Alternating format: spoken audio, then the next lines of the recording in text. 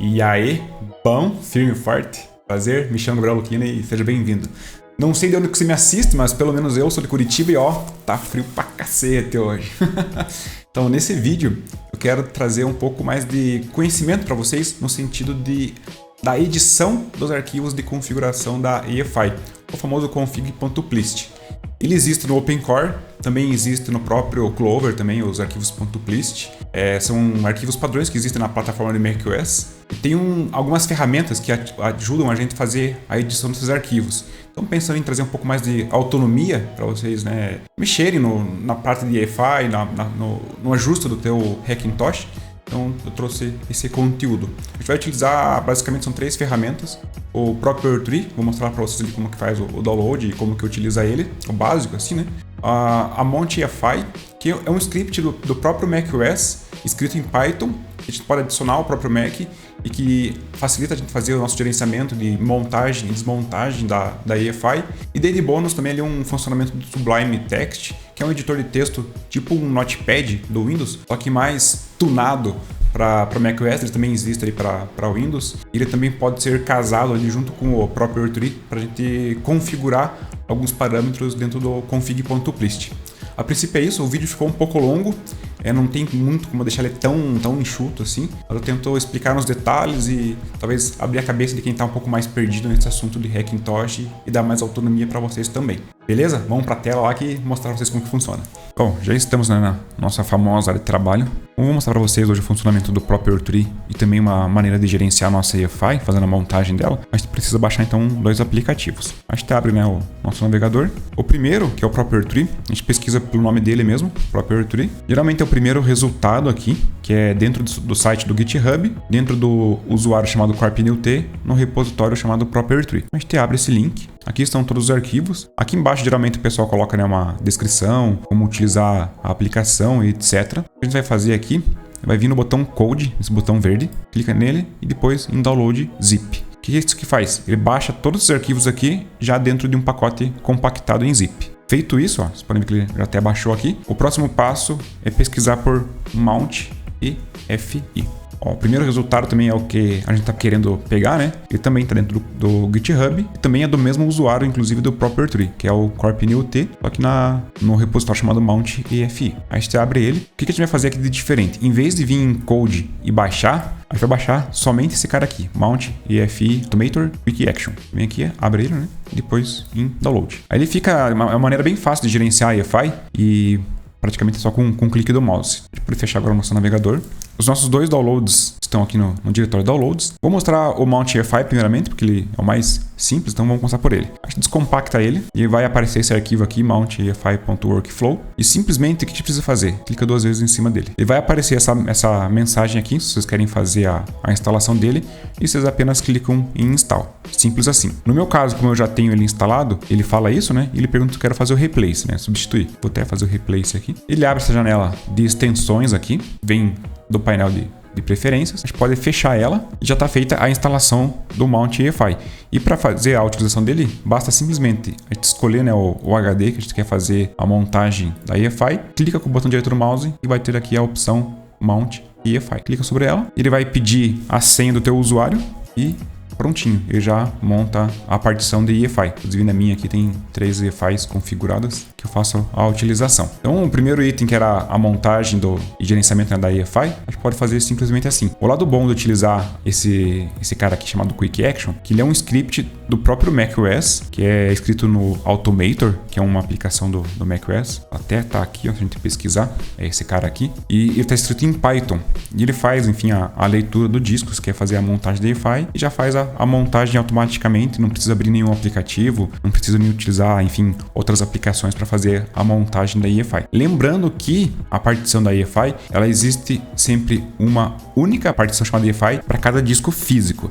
Então, se você tiver dentro do teu macOS um disco, por exemplo, NVMe, particionado em 3, partições diferentes, ele vai ter somente uma EFI e não vai ter 13 EFIs, sabe? Então ele tem uma única para cada disco físico. Então esses caras aqui são tudo o mesmo disco físico ali dentro do meu Hackintosh. Então basta eu clicar sobre eles aqui, qualquer um deles, fazer o Mount EFI que ele abre esse carinha aqui. Então a explicação de abrir, enfim, gerenciar o EFI é justamente isso. Então, às vezes quando eu disponibilizo algum download, que vocês têm que copiar e substituir o EFI, basta utilizar isso e tá feito. O próximo passo é utilizar então o Proper Tree. A gente descompacta ele. A descompactar é só clicar 2 vezes, ele já descompacta automaticamente dentro do diretório que ele está inserido. A gente vai abrir ele. E lembrando que o Proper Tree, ele é cross-platform. Ou seja, o que é isso daí de cross-platform? Ele funciona tanto no Windows quanto no Mac. Se vocês baixarem ele dentro do Windows, vocês vão executar esse propertree.bat. Se vocês estiverem dentro do macOS, vocês executam esse cara aqui chamado propertree.command. Para executar ele, basta clicar 2 vezes. Na primeira vez, ele vai aparecer essa mensagem aqui, falando que o aplicativo não pode ser aberto, porque é um desenvolvedor que não é identificado e etc. E não deixa você abrir. Dá apenas a opção de OK. Para resolver isso, a gente tem 2 maneiras simples. A primeira é abrir o painel de preferências, vir na opção aqui de Security and Privacy e na aba Geral, a gente vai ter a informação aqui embaixo, que o Proper Tree foi bloqueado e que se a gente quer abrir ele, a gente poderia simplesmente clicar aqui em Open Anyway. Outra forma de resolver isso a gente clica com o botão direito do mouse sobre o carinha aqui e pressiona a tecla do Windows ou a tecla do Option, se vocês estiverem utilizando um teclado da própria Apple, né, ou um teclado destinado a macOS. Quando vocês pressionam ele, podem ver que ele muda aqui o conteúdo do menu. Então a gente pressiona ele e com ele pressionado a gente clica sobre abrir, sobre Open. Ele vai aparecer uma mensagem um pouco diferente, mantém pressionado, né, o botão Windows ou a tecla Option e clica em Open. Ele vai abrir automaticamente o arquivo. Se a gente fechar ele e vir abrir ele novamente, ele já vai identificar que já foi autorizado no passado e não vai mais aparecer o aviso para abrir o Proper Tree. Toda vez que vocês abrem ele, ele acaba abrindo, né, um terminal aqui embaixo, não tem problema, só que vocês não podem fechar ele enquanto vocês fazem a utilização do Proper Tree. Para exemplificar a utilização do Proper Tree, eu vou pegar uma EFI genérica que eu tinha criado e disponibilizado anteriormente em um outro vídeo, descompactar ela, vai acessar ela dentro de EFI, all-c e depois config.plist.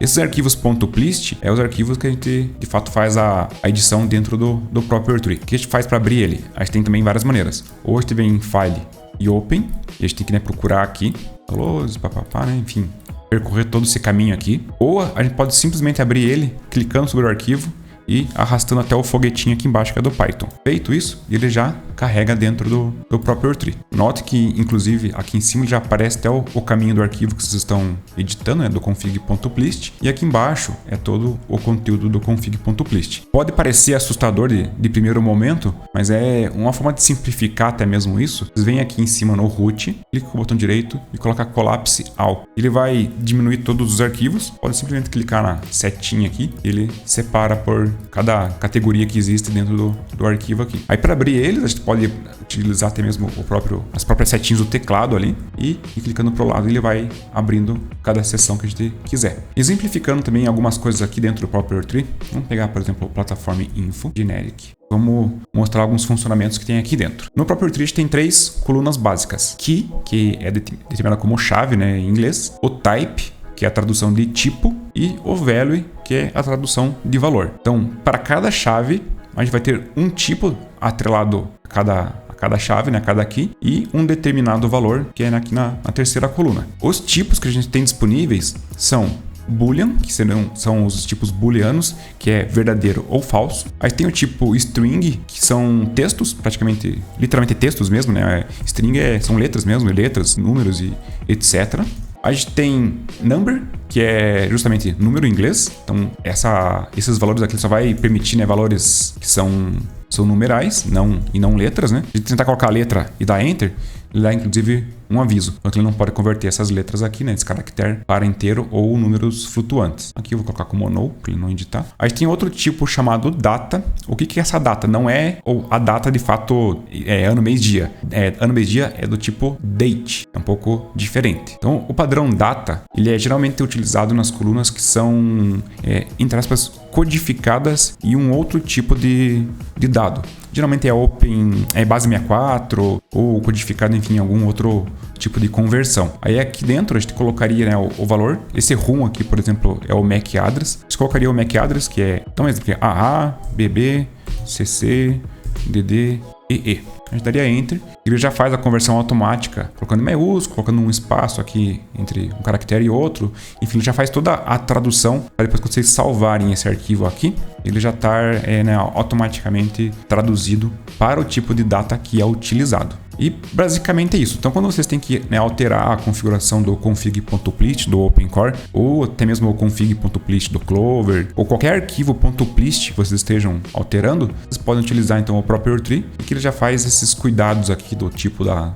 chave, o nome da chave e o valor, e se necessário a conversão desses valores aqui. Os valores que são do tipo string e os booleanos, a gente consegue editar fora do próprio tree a partir de um editor de texto. O que eu uso como editor de texto, né, que gosto de utilizar para dentro da plataforma do macOS? Eu utilizo esse cara chamado aqui, ó, Sublime Text. Para quem vem do Windows, ele também funciona no Windows e ele é praticamente um paralelo do Notepad do Windows ou um Notepad++.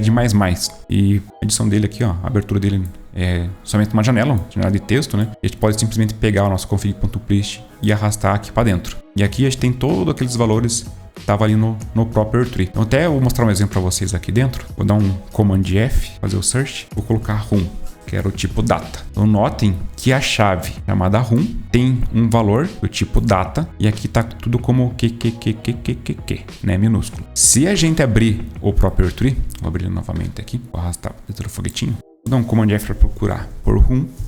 A gente percebe que aqui é a letra A, não é a letra Q. É justamente porque ele faz a conversão desse dado aqui, que é do tipo data, né, que é padrão data, para o valor que ele trabalha internamente. Então por isso que esse cara aqui você não pode editar manualmente por aqui e salvar o arquivo, porque esse valor aqui não vai ser já um valor convertido para o que ele precisa. Então, fora os tipos data aqui, se for um padrão do tipo integer, que é número inteiro, a gente pode simplesmente vir editar por aqui. Não teria problema nenhum. A gente poderia salvar e estaria tudo certo. Se for do tipo string, a gente também pode digitar o texto que a gente digitaria aqui num campo de string e salvar, porque é o texto puro mesmo. E quando tem boolean, tem, por exemplo, aqui chamada spoof vendor e tem apenas embaixo dela true. Ou seja, ela automaticamente ele é um booleano, que é verdadeiro ou falso. Ela aceita o valor true ou o valor false. Então esses dois valores que eles são aceitos. A gente pode administrar essas alterações a partir de um editor de texto, nesse caso aqui foi o Sublime, ou então editar, né, particularmente dentro do próprio tree. Eu geralmente acabo editando sempre dentro do próprio tree por conta desses caras aqui. Tem o padrão data, daí ele tem esses dados aqui que ele faz a conversão automática e salva como internamente pelo valor que, enfim, que ele tem que ser salvo no arquivo .plist. Vou fechar ele aqui. Deixa eu fechar esse cara também. Agora que eu fechei o próprio tree, eu posso fechar essas janelas e terminais. Para fechar é Command Q ou Alt Q, ele fecha as janelas. E até colocando mais um bônus aqui, aproveitando que a gente estava falando sobre o próprio tree, vou mostrar só mais um item para vocês. A gente vai abrir aqui novamente. Se abriu. Vou pegar o arquivo da EFI, o arquivo de configuração, nosso config.plist, vou arrastar aqui no foguetinho.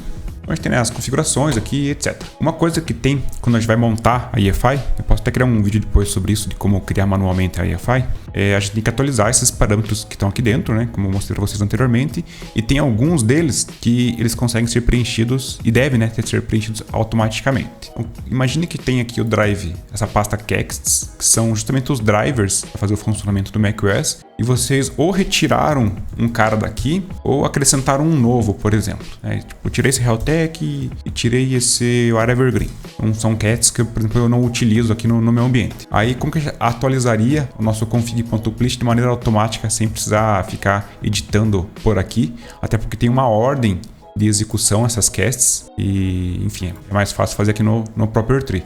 a gente simplesmente vem aqui em File, OC Clean Snapshot ou Command Shift R. Se vocês abriram o arquivo do config.plist, pegando ele aqui e arrastando no foguetinho, quando vocês colocam para fazer o OC Snapshot Clean ali, ele já abre automaticamente esse diretório. Se vocês abriram o config.plist aqui por File, Open e procuraram um arquivo, aí quando vocês querem fazer o snapshot, ele já não vai abrir direto, vocês têm que vir aqui no Finder aqui, né? E procurar o arquivo até o diretório OC e apertar Choose, né? Para escolher. Então, para que serve essa opção aqui de OC Clean Snapshot? Simplesmente para Choose.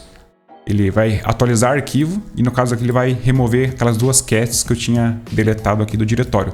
Outros arquivos que a gente costuma manipular também é esses ACPI, que são as tabelas ACPI do computador. Imagine que eu excluí esse SSDT-EC. Excluí ele, podem ver que ele está aqui. Se eu vim aqui em File, OC Clean Snapshot, já está no diretório que a gente precisa, use.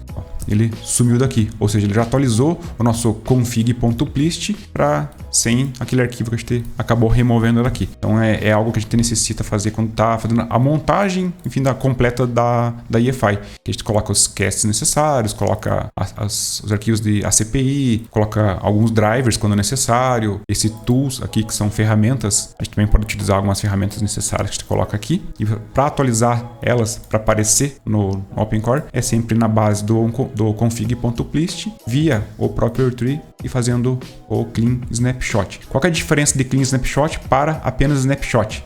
O clean, ele vai limpar todos os arquivos que teriam aqui dentro da configuração, né? E recarregar eles novamente. O OC snapshot apenas, que é o Command R, ele desconsidera coisas que vocês fizeram aqui. Por exemplo, eu alterei esse cara aqui, tirei ele daqui e acrescentei um novo chamado AAA.aml. Quando eu fizesse o OC Snapshot, não a opção Clean, ele apenas vai adicionar o nosso AAA e não vai excluir o arquivo que a gente tinha excluído aqui anteriormente. Então essa que é a diferença. Geralmente, na maioria dos casos, eu sempre uso o OC Clean Snapshot, ele acaba lendo todas as estruturas daqui. Se tiver arquivos que eu excluí, ele já remove do arquivo de configuração. E se tiver arquivos novos que eu adicionei nesses diretórios, ele já adiciona na ordem correta de prioridade aqui dentro do config.plist. Se você chegou até aqui, eu espero que de verdade tenha conseguido adquirir mais conhecimento, aproveitar alguma coisa do conteúdo, enfim, é isso aí. Nos próximos vídeos eu vou trazer um pouco mais também dessa parte de edição do config.plist, também para tentar, né, cada vez agregar mais conhecimento no sentido de criar uma EFI do zero ou ajustar a própria EFI que vocês têm, fazer a atualização dela e ficar mais por dentro do mundo do Hackintosh ali. E quem sabe mexer com a parte da EFI, fazer essas edições, acaba tendo uma vantagem aí de realmente às vezes não ficar dependendo de uma EFI pronta, enfim, tem mais autonomia. Eu falo enfim pra cacete, mas eu vou tentar resolver isso. Beleza? Até o próximo vídeo e obrigado, valeu, falou, fui!